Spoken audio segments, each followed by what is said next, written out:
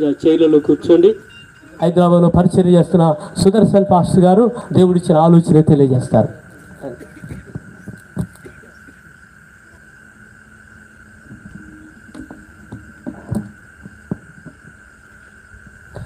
దేవుడి పరిశుద్ధ నామమునకు మహిమ కలుగుగాక. కూడి వచ్చినటువంటి మీ అందరికీ ప్రభువు పేరిట శుభములు, వందనాలు తెలియచేస్తున్నాను. అంత మాత్రం కాకుండా ప్రత్యేకముగా ఈ సభలను ఏర్పాటు చేసినటువంటి దైవ సేవకులకు, వారి కుటుంబానికి, మరి ముఖ్యంగా ఆయా ప్రాంతమైనటువంటి ఈ సభలను ప్రేమించిన సేవకులందరికీ కూడా నా ప్రత్యేకమైనటువంటి శుభాలు, వందనాలు నేను తెలియచేస్తున్నాను. దేవుడు ప్రతికూల పరిస్థితులన్నింటినీ అనుకూలపరిచిన దేవునికి స్తోత్రం. హల్లెలూయా, హల్లెలూయా. కొన్నిసార్లు ప్రతికూల పరిస్థితులు చాలా క్షేమాన్ని ఇస్తవి. మోషే మరణించిన తర్వాత యెహోషువ గారు ఇజ్రాయెల్ ప్రజలకు నాయకుడిగా ఏర్పరచబడ్డాడు. ముందు ఎరుకో ఆటంకంగా, అడ్డంగా ఉంది. అప్పుడు ఏం చేయాలి అర్థం కాని స్థితిలో ఉన్నప్పుడు ఒక దర్శనం, ఒక ప్రత్యక్ష జరిగింది. దూసిన కత్తిని చేత పట్టుకొని ఒక ఆయన కనబడ్డాడు. ఆయన ఎవరు? యెహోషువకు అట్లా. అప్పుడు యెహోషువ అన్నారు, అయ్యా నువ్వు మా పక్షమా లేకపోతే శత్రువు పక్షం అన్నప్పుడు ఆయన దేవుని పక్షమని. హల్లెలూయా. ఆ తర్వాత మనం చూస్తే ఇజ్రాయేల్ ప్రజలు ఎరుకో చుట్టుముట్టు కేకలు వేస్తూ తిరుగుతున్నప్పుడు వీళ్ళు ఏం చేయకుండా కూలిపోయారు. దేవునికి స్తోత్రం. హల్లెలూయా. సో కాబట్టి కొన్నిసార్లు మనం ఏం చేయకున్నా సరే దేవుని స్తుతించిన, పాటలు పాడి మహింపరిచిన గొప్ప కార్యాలు ఖచ్చితంగా జరుగుతాయి. హల్లెలూయా. సరే, మంచిది. కొద్దిసేపు దేవుని యొక్క మాటలు విని ఆ తర్వాత మనము ప్రార్థనలోకి ఆ సేవకులు సమయాన్ని అప్పగిద్దాం. ఒక చిన్న పల్లవి వాడుకుందాం. వచ్చిన వారి దయచేసి నాతో కలిసి పాడండి. ఒకైతే చేద్దాం.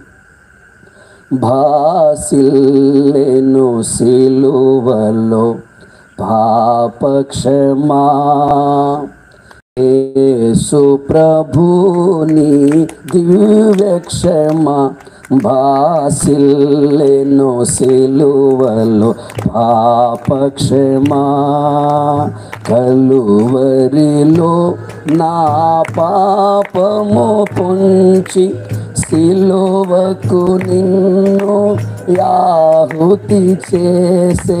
కలువరిలో నా పాపము పొంచి సిలువకు నిన్ను యాహుతి చేసే.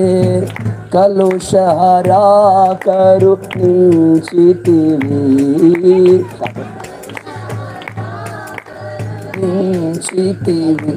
భాసిల్లెను సిలువలో పాపక్షమా, యేసు ప్రభుని దివ్యక్షమా.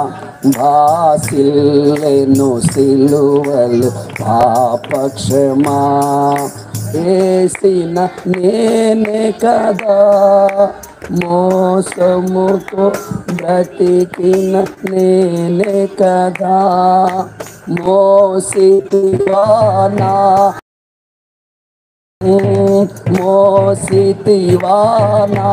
శాపభరం.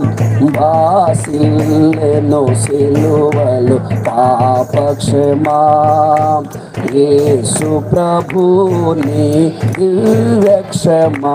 భాసిల్లెను సిలువలో పాపక్షమా. హల్లెలూయా. సరే, మంచిది. దేవునికి మహిమ కలుగునుగాక. అందరిని ఉద్దేశించి కాదు కానీ వచ్చినటువంటి దేవుని బిడ్డలను ఉద్దేశించి కొన్ని మాటలు చెప్పి ఆ తర్వాత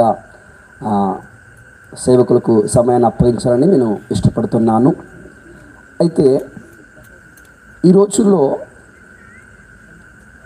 చాలామంది చర్చికి వెళ్తున్నారు, పాటలు పాడుతున్నారు, ప్రార్థిస్తున్నారు, అనేక విషయాలు నేర్చుకునిచున్నారు.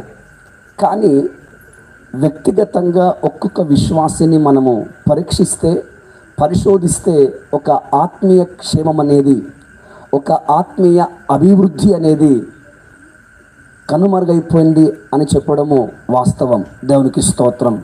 అయితే జ్ఞానం పెరుగుతున్నది, పాటలు నేర్చుకునిచున్నాం. ఇవన్నీ చాలా నేర్చుకునిచున్నప్పటికీ వ్యక్తిగత జీవితములో దేవుని యొక్క స్వభావము, లేకపోతే దేవుని మీద ఆధారపడము, లేకపోతే విశ్వాసముతో జీవించడము అనేవి నోటి మాటలతో సరిపోతుంది తప్ప వాటిని తమ జీవితంలో నిజంగా అనుభవించేవారు కనుమరుగైపోయారు. కారణం ఏంటి అని కొంచెం మనం ఆలోచిస్తే, ఒక్కొక్క కుటుంబాన్ని, ఒక్కొక్క వ్యక్తిని కొన్ని దోషాలు పరిపాలిస్తున్నవి. దేవునికి స్తోత్రం, హల్లెలూయా. మనము దోషాలు అనేసరికి మనకు బయట వారు గుర్తొస్తారు, ఎందుకంటే వారి కొన్ని దోషాలు ఉంటవి. దేవునికి స్తోత్రములు. మనము లోకంలో చూస్తే కూడా కొన్ని దోషాలు ఉంటవి. సహవాస దోషమని, దృష్టి దోషమని, గృహ దోషమని, మాంగళ్య దోషమని, కాలసర్ప దోషమని, ఇలా రకరకాల దోషాలు ఉంటవి.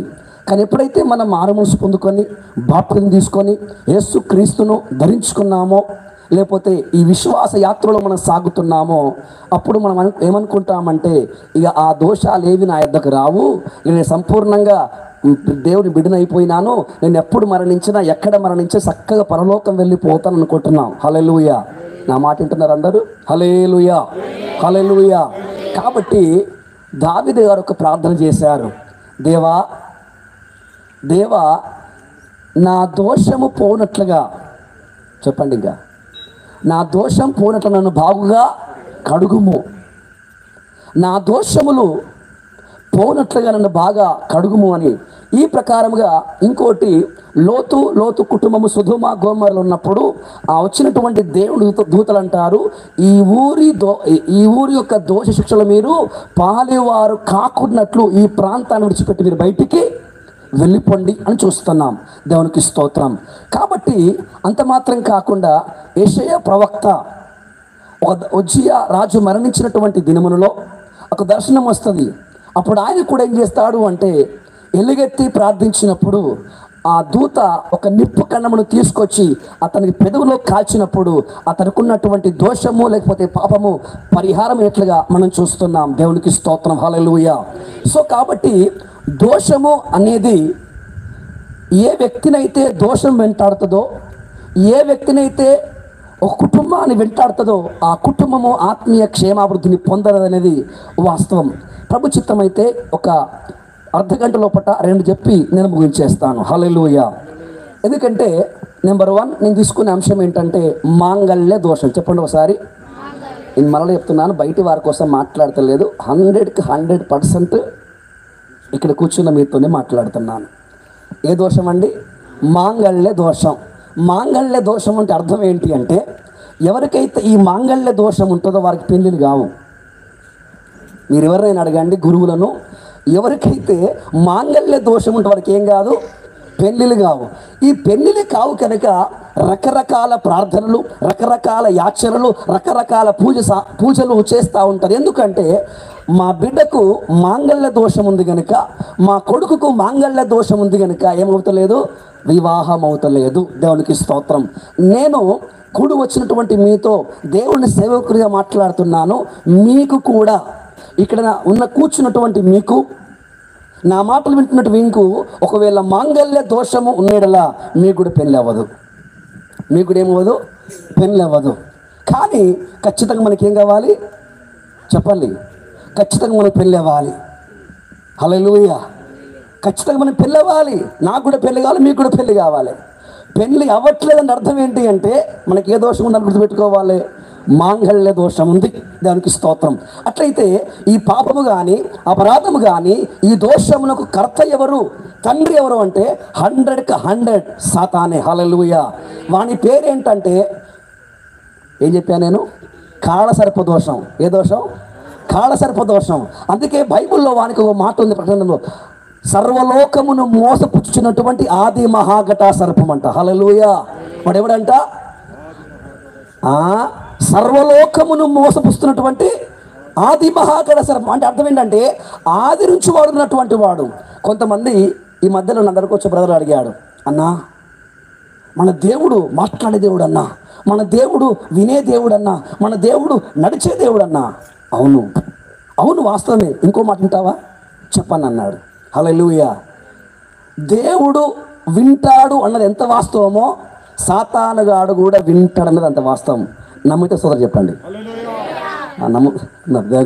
సాతాను ఏం చేస్తాడు? ఖచ్చితంగా వింటాడు. మన దేవుడు మనము మాట్లాడతామన్నది ఎంత వాస్తవం. వాడు కూడా ఏం చేస్తాడు? మాట్లాడడా? ఎవరు? దేవుడుగా సాతాను మాట్లాడా? 100కు 100% మాట్లాడతాడు. కాకపోతే ఇప్పుడు సాతాను మాటలనే, సాతాను ఆలోచనలనే దేవుని ఆలోచన అనుకోవడమే సాతాను మనల్ని మోసం చేయడం. హల్లెలూయా. కాబట్టి సాతానుగాడు మాట్లాడతాడు, సాతానుగాడు వింటాడు, సాతానుగాడు సహాయం చేస్తాడు, సాతానుగాడు మనతో వెంటనే వస్తుంటాడు. హల్లెలూయా. అందుకే యోహాను గారు మన యేసుక్రీస్తు శిష్యులు నడుస్తూ ఉన్నప్పుడు పేతురుతో యేసయ్య సాతాను వెనుకకు పో అంటే అర్థం ఏంటి అంటే, వీళ్ళు పోతున్నప్పుడు వాడు కూడా వాని వెంటనే వస్తున్నాడు. చివరికి యోబులు మనం చదువుతున్నాము, అటు ఇటు తిరిగి అక్కడ కూడా పోయినాడు. హల్లెలూయా. కాబట్టి సాతానుగాడు నడవగలడు, సాతానుగాడు వినగలడు, సాతానుగాడు మాట్లాడగలడు, సాతాను నిన్ను వెంబడించగలడు. హల్లెలూయా. ఇంకోటి గుర్తుపెట్టుకోండి, నీవెక్కడికి పోయినా దేవుడు నీకు తోడుగా ఉంటాడన్నది ఎంత వాస్తవమో, నువ్వు ప్రపంచంలో ఎక్కడికి పోయినా, నువ్వు పోయిన ప్రతి చోటికి సాతానుగాడు రాగలడు. హల్లెలూయా. అందుకే వాక్యం అంటుంది జాగ్రత్త, జాగ్రత్త.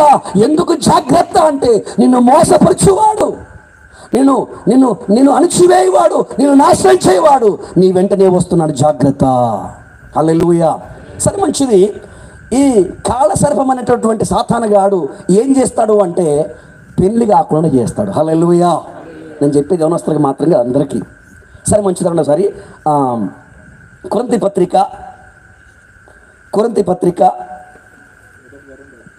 2 కొరింథీ పత్రిక 11వ అధ్యాయం 1వ వచనం. కొంచెం త్వరగా చదవండి, త్వరగా.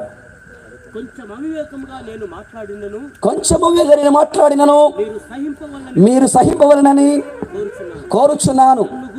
నన్ను గూర్చి మీరు ఎలాగైనా సహించుకోనండి. దేవుని ఎడల ఉన్నటువంటి ఆసక్తిని బట్టి ఎందుకనగా పవిత్రులైన కన్యకగా ఒకడే పురుషునికి అనగా క్రీస్తుకు సమర్పింపబలనని మిమ్మును ప్రధానము చేసినని. అయితే సర్పము తన కుయుక్తి చేత అవ్వను మోసపరిచేసింది. మీ మనసులో చెరపబడి క్రీస్తుకు మీకున్నటువంటి క్రీస్తు ఎడలైనటువంటి సరతల నుండి పవిత్రత నుండి ఎట్లయినను చెరుపునేమనని మిమ్మల్ని గూర్చి భయపడుచున్నాను. హల్లెలూయా. ఇక్కడ అపోస్తలుడైనటువంటి పౌలు గారు చెప్తున్నటువంటి మాట ఏంటంటే, ఇప్పుడు ఈ సంఘాన్ని గురించి మాట్లాడుతున్నాడు, బయట వారి గురించి కాదు. అనగా మారు మనసు పొందారు. మారు మనసు అంటే అర్థం ఏంటి? మారు మనసు అంటే ఏంటి అంటే, ఒకప్పుడు నేను ఎవరు అంటే నేను పాపి, ఒకప్పుడు నేను ఎవరిని అంటే నేను దోషిని, ఒకప్పుడు ఎవరు అంటే నేను సాతాను సంబంధి, ఒకప్పుడు నేను ఎవరు అంటే నరక పాత్రుని, ఒకప్పుడు ఎవరినంటే నేను సాతాను సంబంధిని.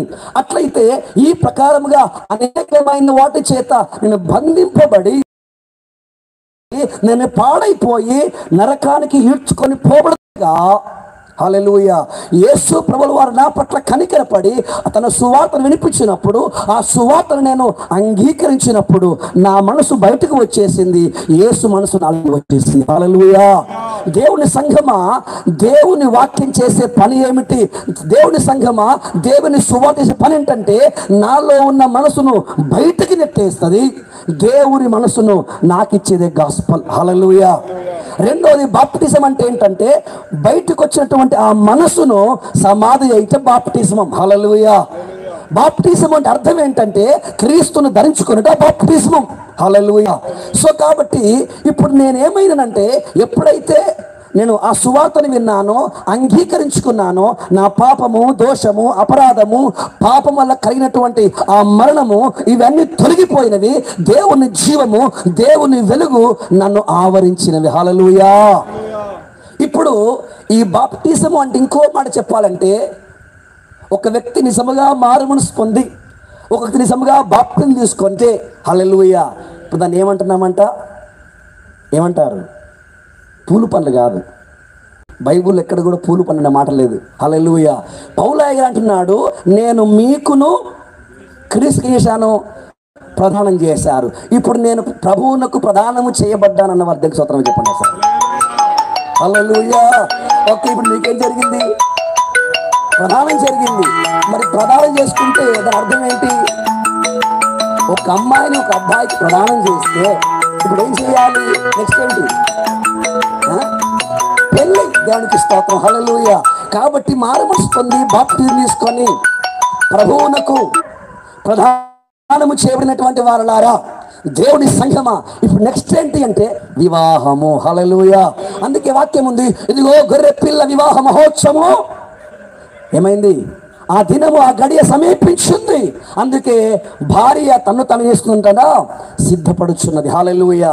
ఇప్పుడు భయం ఏంటంటే దేవుని సేవకులు సువార్తను ప్రకటించి వాక్యాన్ని బోధించి తండ్రి కుమార పరిశుద్ధాత్మ నామములో మనకు బాప్తిజం ఇచ్చి క్రీస్తుతో మనకి ఏం చేశారంట? ప్రదానం చేశారు. ఇప్పుడు నెక్స్ట్ ఏంటంటే వివాహం జరగాలి. హల్లెలూయా. ఏం జరగాలి? వివాహం జరగాలి. కానీ వివాహం జరగాలి, కానీ ఈ మధ్యలో ఒకడున్నాడు. వాడు ఏం చేస్తాడు? దోషాన్ని తీసుకొస్తాడు. హల్లెలూయా.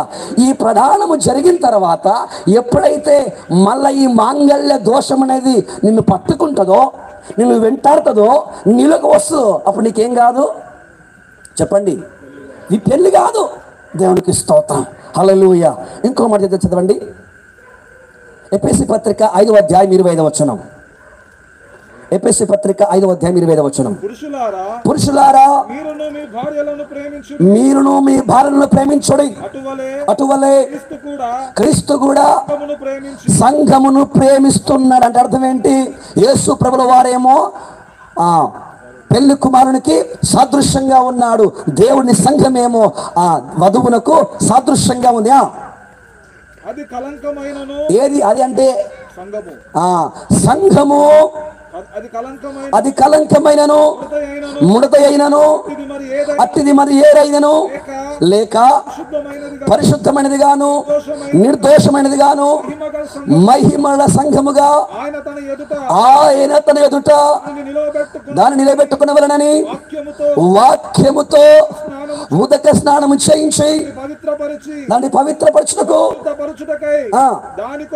దాని కొరకు తన్ను తాను అర్పించుకున్నాడు. దానికి స్తోత్రం. హల్లెలూయా. ఇప్పుడు యేసు ప్రభువు వారు ఎందుకు రక్తం కార్చాడు, ఎందుకు ప్రాణం పెట్టాడు అని మనం చూస్తే, దేవుని సంఘమా, దేవుని పిల్లలారా, నువ్వు మారు మనసు పొందుకున్నావు, చాలా సంతోషం.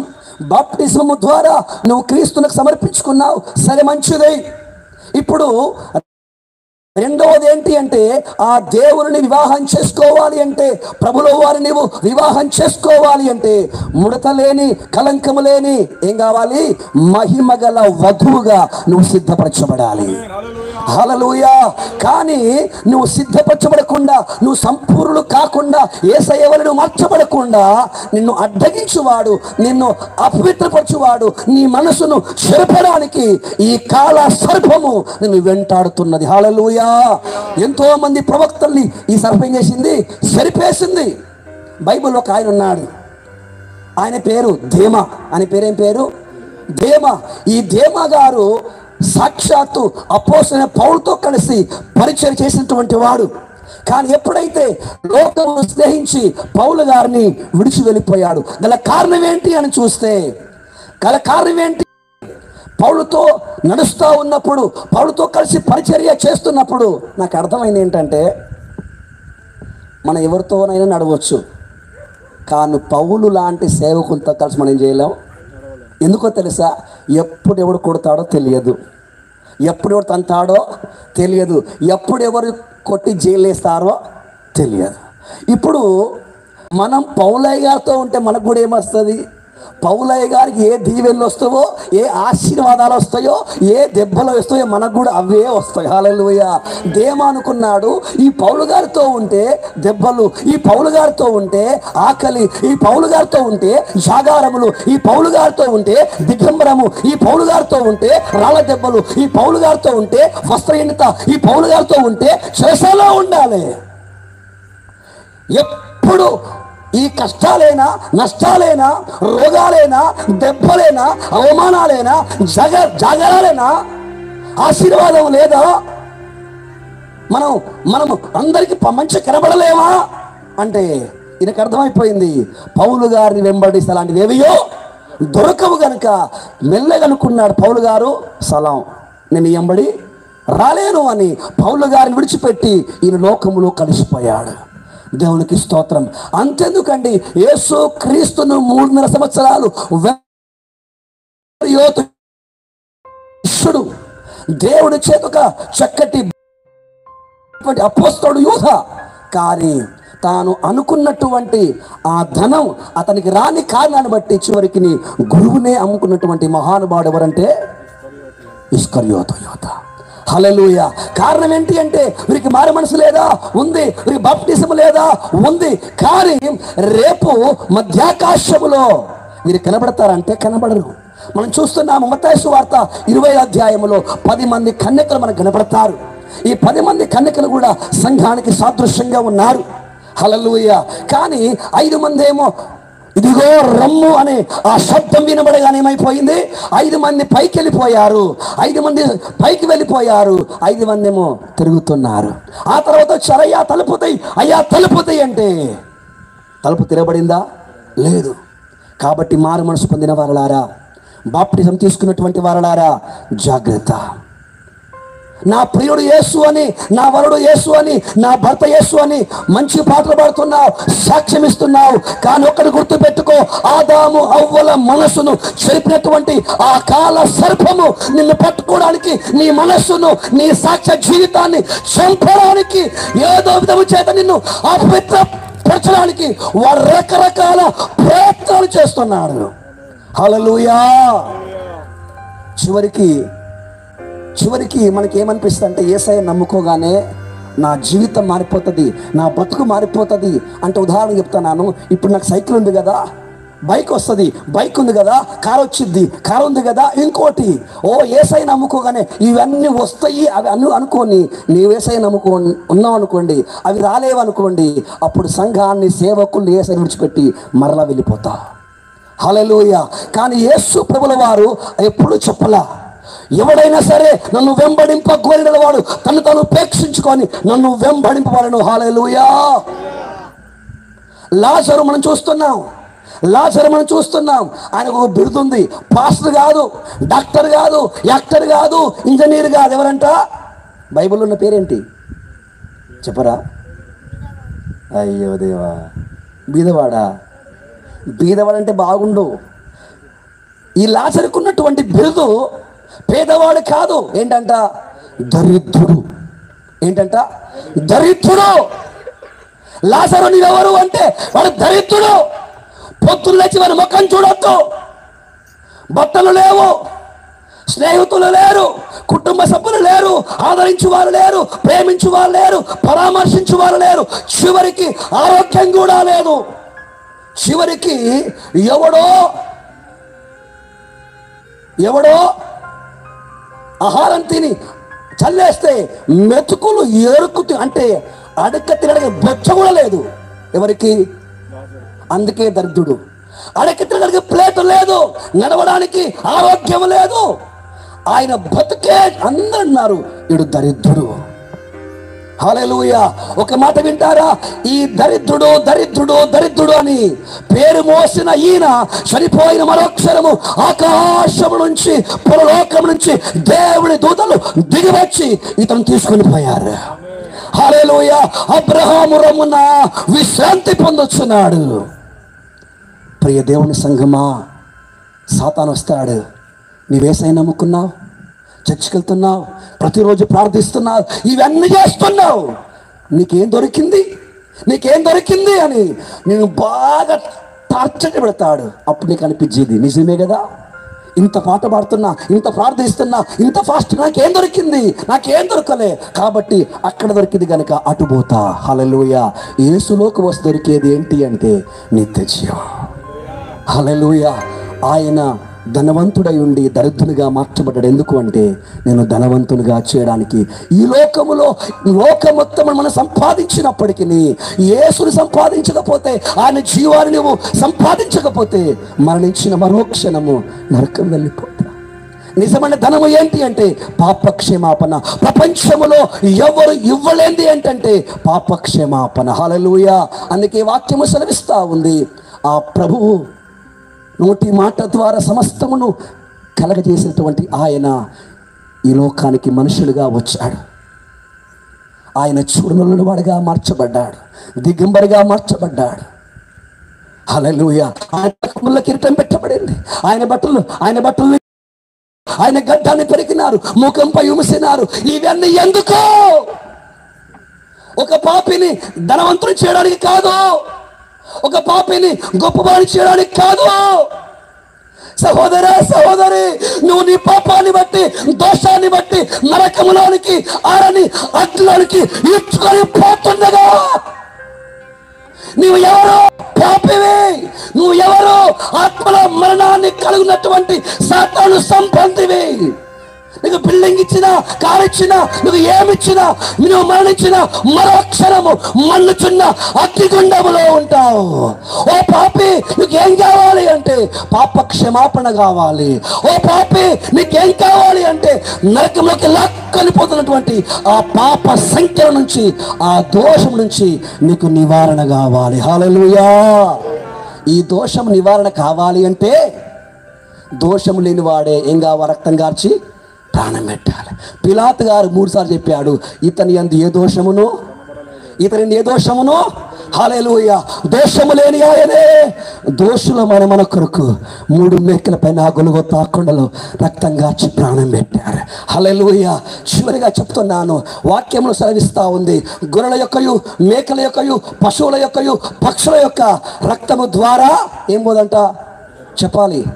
పాపం పోదు, దోషం పోదు. ఎందుకు పోదు? ఎందుకు పోదండి? పోదు అంటున్నా. ఎందుకు పోదు చెప్తా వినండి. 2 ముక్కలు. ఇప్పుడు నా దగ్గర కోడి ఉంది, నా దగ్గర ఏముంది? మీ దగ్గర గొర్రె ఉంది, మీ దగ్గర ఏముంది? ఇప్పుడు నేనేమంటున్నానంటే నా కోడిని మీకు ఇస్తా, మీ గొర్రె నాకు ఇస్తారు ఇక్కడ ఎవరైనా? హల్లెలూయా. వింటున్నారా? నా దగ్గర ఏముంది? కోడి ఉంది, మీకు దగ్గర ఏముంది? గొర్రె ఉంది. ఇప్పుడు నా కోడి మీకు ఇస్తా, మీకు మీ గొర్రె నాకు ఇస్తారా? పోనీ. నా దగ్గర గొర్రె ఉంది, మీ దగ్గర ఎద్దు ఉంది. ఇప్పుడు గొర్రె ఇస్తా, ఎద్దు ఇస్తారా? ఎందుకు ఇవ్వరండి? ఎందుకు ఇవ్వరు? పెద్దదానా? పెద్ద అంటున్నారు. మీరేమంటారు అమ్మా? ఆహా, దేవునికి స్తోత్రం. హల్లెలూయా. ఏంటంట? ధర వేరంట. దేని ధర వేరు? కోడి ధర వేరు, మేక ధర వేరు, గొర్రె ధర వేరు, ఎద్దు ధర వేరు. సరే, ఇంకో లాస్ట్. కోడి ఇస్తా, మేక ఇస్తా, గొర్రె ఇస్తా, ఎద్దు కూడా ఇస్తా. మీ కొడుకు నాకు ఇస్తారా? ఏ అయ్యా, నువ్వు బాగింటున్నావా వాక్యము? దేవునికి స్తోత్రం. హల్లెలూయా. అంటే అర్థం ఏంటి అంటే కోడి కంటే మేకెక్క, మేకంటే గొర్రెక్క, గొర్రె కంటే వీటన్నిటికంటే సహోదర సహోదరుని ప్రాణం విలువ ఎక్కువ. దానికి స్తోత్రం. హల్లెలూయా. అందుకే ఈ నీ విలువనే, నీకున్న స్థాయి, నీకున్న విలువ అంత పెద్దగా ఉంది, అంత గొప్పగా ఉంది. కానీ కోడి మనం వెలిపెట్టి కొనగలం, మేకను మనం కొనగలం, కానీ ఒక మనుషుని యొక్క ఆత్మ విలువను మనం వెలిపెట్టి కొనలేము. హల్లెలూయా. అందుకే వాక్యం సెలవిస్తుంది, ఈ లోకములో ఎవరు కూడా మన విమోచన క్రయధనమును చెల్లించలేరు. ఎందుకంటే సరితూగదు. అందుకే నీతో సరి సమానము కానటువంటి మేకల యొక్క, గొర్రెల యొక్క, పక్షుల యొక్క రక్త ప్రోక్షణ ద్వారా, బలయాగము ద్వారా పాప విమోచన జరగదు. ఇప్పుడు నీ పాపం పోవాలి అంటే, దోషం పోవాలి అంటే సాక్షాత్తు నీకంటే గొప్పవాడి రావాలి. మనిషి కంటే గొప్ప ఈ లోకములో ఏదీ లేదు. ఉన్నది ఒకే ఒక్కరు, ఆయన పరమాత్ముడు. హల్లెలూయా. పరమాత్ముడు అంటే ఎవరు అంటే పాపం లేనివాడు. అంటే ఎవరు అంటే కామ, క్రోధ, లోభ, మోహ, మదమచ్చరం లేనివాడే పరమాత్ముడు. ఆ పరమాత్ముడే నరుడుగా ఈ లోకానికి వచ్చాడు. ఆయన పేరే ప్రభువైనటువంటి యేసు క్రీస్తు. హల్లెలూయా. నీ పాపాన్ని, దోషాన్ని తొలగించి నిన్ను పరిశుద్ధపరిచి వివాహం చేసుకొని పరలోక పట్టణంలోకి తీసుకుపోవడానికి ఆయన వస్తున్నాడు. హల్లెలూయా. కాబట్టి మారు మనసు పొందిన వారలారా, బాప్టిజం పొందిన వారలారా, నేను చెప్పే విషయం ఏంటంటే ఆది మహా ఘట సర్పం వల్ల నీకు ఏ దోషం రాబోతుంది? మాంగళ్య దోషం రాబోతుంది. ఎవరికైతే ఈ మాంగళ్య దోషం ఉంటుందో వారు ప్రభు యొక్క 2వ రాకడను గూర్చి నిరీక్షణ పాటలు పాడతారు, ప్రార్థిస్తారు, దుంకుతారు, అన్ని చేస్తారు. కానీ ఈ రోజు ప్రభు వస్తే నేను వెళ్ళిపోతా అన్న ఆ నిరీక్షణలో ఉండరు. హల్లెలూయా, హల్లెలూయా. ఎందుకనగా ఈయన నా శరీరము, ఈ నా ప్రాణము, ఈ నా ఎముకలు దేవుని రాజ్యానికి అడ్డుగా ఉన్నవి. ప్రతిరోజు ఇంకోటి, మాంగళ్య దోషం లేనివారు చేసే ప్రార్థన తెలుసా? ప్రభువా, ప్రభువా నీ రాకడ ఎప్పుడు నాకైతే ఓ అని ఆ కడభూతని వినబడగానే ఈ మట్టి శరీరము మహిమ శరీరంగా మార్చబడాలి. మేఘాల మీద నుంచి ప్రభువును ఎదుర్కోవాలి. ప్రభువా నీ రాజ్యంలోకి నేను రాకుండా, మేఘాలపై నేను కూర్చోకుండా, ఏ శరీరం అయితే, ఏ మాంసం అయితే, ఏ ఎముకలైతే అడ్డుగా ఉన్నవో ఆ కడపూర వినపడగానే ఇవన్నీ మాయమైపోవాలి. మహిమ శరీరం కొరకు ప్రభు వాళ్ళని సిద్ధపరిచాయని ప్రార్థన చేస్తారు. అనగా ఈరోజు మాంగళ్య దోషం ఉంటేనేమో పాటలు, ప్రార్థన ఇవన్నీ ఉంటవి. కానీ క్రీస్తు రెండవ రాకడకు కూర్చున్నటువంటి నిరీక్షణ ఉండదు, సిద్ధపాటు ఉండదు. నేను క్రీస్తు వలె మారాలన్న ఆకాంక్ష ఉండదు. ఒకవేళ మాంగళ్య దోషం ఉంటే ఇది ఏది ఉండదు. చర్చికి వెళ్ళామా, పాట పాడామా, 10 రూపాయలు ఇచ్చామా, ఇంటికి వచ్చామా, సినిమా చూసామా, సీరియల్ చూసామా, జబర్ చూసామా, అయిపోయింది కాలయాపన. మరి మారుమనసు పొందిన వారలారా, బాప్తిస్మం తీసుకున్న వారలారా, నువ్వు దినదినము చర్చికి వెళ్ళి పాట పాడి ప్రార్థించి పరిశుద్ధపరచబడుతున్నావా? పరిశుద్ధపరచబడుతున్నావా? ప్రభు వలె నువ్వు దినదినం ఎదుగుతున్నావా? లేదు అంటే నీకు దోషం ఉంది, నీకు దోషం ఉంది. ఆ దోషం నుంచి విడిపించడానికి ఈరోజు నేను ఇక్కడ దేవుడు తీసుకొని వచ్చాను. దోషం నుంచి విడిపించడానికి ఆ దేవుడు 3 మేకల పైన గొల్గొతాకుండా రక్తం కార్చాడు. మొన్న నాకు ఆరోగ్యం బాగా లేకపోతే చనిపోవడంత బాధ వేసిందండి. లైఫ్లో తట్టుకోలేకపోతున్నా. అందరూ ఉన్నారు, విశ్వాసులు ఉన్నారు, అందరూ ఉన్నారు. బెడ్రూమ్లోకి, వాష్రూమ్లోకి చచ్చ తిరుగుతూ ఉన్నాను, ఎత్తుకొట్టుకుంటున్నాను. ఎంత ఏం చేసి నా నొప్పి ఆగుతాను. ప్రభువా సహనమన్న దయచేయి, లేకపోతే నా ప్రాణం తీసుకొని ప్రార్థన చేశా. అంత వేదన. కానీ మన ప్రభువు తనకు మొత్తం ములకినట్టు ఎలా సహించావయ్యా, ఎలా సహించావయ్యా? పోని తలకే ములకిద్దామా అంటే వీపులు మొత్తం కొన్నా దెబ్బలు. ఎలా సహించావయ్యా? అంతేనా అంటే అద్భుతాలు, ఆశ్చర్యకారం చేశాడు ఆయన. గొప్పగా చూశారు. అందరి ముందు తన వస్త్రాలు లాగి వేశారు, భారమైన సిలువను మోపారు. ఇవన్నీ ఎందుకు? ఇవన్నీ ఎందుకు? ప్రభు అన్నాడు, నిన్ను దోషం వెంటాడుతున్నది. నువ్వు నా సొంతం కాకుండా, నువ్వు నా అంతఃపురంలోకి రాకుండా అనేక దోషములు నిన్ను వెంటాడుతున్నవి. నీ దోషం యొక్క విమోచన కొరకు నన్ను నేనే నలగొట్టుకుంటూ అప్పగించుకున్నా. నేను అప్పగించుకోకపోతే, నేను ప్రాణమును అర్పించకపోతే నువ్వు నా సొంతం కావు, నాతో నువ్వు గడపలేవు, నా అంతఃపురంలోకి నువ్వు రాలేవు. సహోదరా, నీ పాపమును, దోషమును పరిహరించడానికి ఆ ప్రభువు అంత చేస్తే రోజుకు ఒక్కసారైనా మోకరించి చేతులు పైకెత్తి, ప్రభువా ఈరోజు ఆ ప్రాంతానికి వెళ్ళినాను, అనరాని మాటలు అన్నాను, చూడరానివి చూశాను, వినరానివి విన్నాను. ఈ దోషం యొక్క మైల, ఈ పాపం యొక్క డస్టు నా శరీరానికి, నా కన్నులకు, నా ఆత్మకు అంటుకున్నది. ఒకసారి నీ రక్తం యొక్క ప్రభువా నన్ను తాకించయ్యా. నీ కన్నీళ్లు కారుతున్నావా? నువ్వు కన్నీళ్లు కారుస్తున్నావా? సహోదరా, సహోదరి, ఈరోజు కన్నీటి ప్రార్థన కరువైపోలేదా? మీరే మీటింగ్కి వెళ్ళండి. 4 గంటలు వర్షం చేస్తున్నారు, 1/2 గంట వాక్యం చెప్తున్నారు. హల్లెలూయా, మంచిదే. నేను చెప్తున్నా, యేసుక్రీస్తు అవన్నీ నీ కోసం చేస్తే నీవు నేను చేయవలసిన పని ఏంటంటే ఆయన రక్తాన్ని తలపోస్తూ, ఆయన ఎంతగా మనల్ని ప్రేమిస్తున్నాడో తలపోస్తూ, అయ్యా నీ నుండి ఇంత ప్రేమ ఏముంది, నాలో ఏ మంచితనం ఉంది, అంతా పాపమే. ఇది ఉందని చెప్పుకోవడానికి ఏమీ లేదు. ఇలాంటి నీచుల్ని నీ సొంతం చేసుకోవడానికి, నీ భారణ చేసుకోవడానికి ఎంత శ్రమ పడ్డావంటే ప్రభు అంటాడు, అదే నా ప్రేమ. కాబట్టి ఈరోజు ఆ పాపము నుంచి, ఆ మాంగళ్య దోషం నుంచి నువ్వు విడుదల పొందాలంటే, ఒక మహిమల సంఘముగా, వధువుగా నువ్వు మార్చబడాలంటే ఈరోజు ఒకే ఒక్క ప్రార్థన, కన్నీటి ప్రార్థన. అంటే ప్రతిరోజు ప్రార్థన, ప్రభువా ప్రతిరోజు రాత్రి, ప్రతిరోజు ఉదయం కానీ, ప్రభువా నా దోషం పూరిట్లుగా నన్ను బాగుగా కట్టుకో అని దావీదు మహారాజు వలె మనం ప్రార్థించగలాలి. దేవుడు నిన్ను సంతోషం, కోట్లు మొత్తం పోయి బిచ్చగాడవైన హల్లెలూయా హల్లెలూయా. ఎందుకు పడున్నాడు? క్రీస్తు ప్రేమ నుంచి మనం ఏది కూడా ఎడబాపనేది. ఒక్క క్షణం లేచి నిలబడండి, నేను ముగించేస్తాను. నీ రక్త ప్రభావమునా,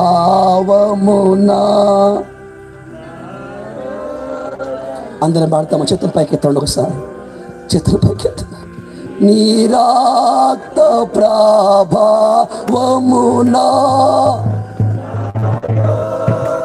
హృదయమును పవిత్ర యేసయ్యా. ఈ రాత్రి ఒకటే ఆశ, మాంగళ్య దోషము తొలగిపోవాలి, నేను మహిమల సంఘంగా మార్చబడాలి. హల్లెలూయా హల్లెలూయా, స్తోత్రము.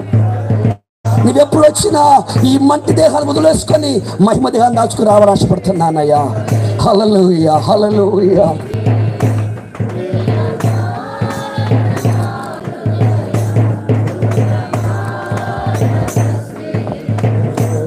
స్తోత్రం స్తోత్రం స్తోత్రం స్తోత్రం స్తోత్రం.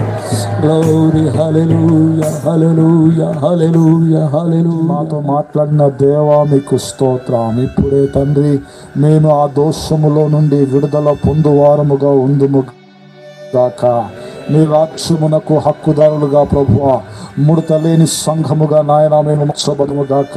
నీ వాక్యము చేత ఉదక స్నానము చేయబడదుము గాక. నీ ఆత్మ చేత నింపబడదుము గాక. పరిశుద్ధాత్మ నీ వధువు సంఘముగా మేము నీ కొరకు ఎదురు చూసే ప్రియులుగా మేము ముందుము గాక. ప్రభువా, ఏ అపవాది మమ్మల్ని వెంటాడినను దేవా, మా కొరకు మీరు కార్చిన ప్రతి రక్తపు బొట్టు నాయన మమ్మల్ని విమోచింపజేస్తున్నందుకు స్తోత్రము తండ్రి. మీరే దర్శించండి, మీరే ఆదరించండి ప్రభువా. అన్ని విషయాలలో మాకు చాలిన దేవా, నీకే మహిమ ఘనత ప్రభావాలు చెల్లిస్తూ యేసు నామమున ప్రార్థించి అడిగి వేడుకొనుచున్నాను పరమ తండ్రి. ఆమేన్.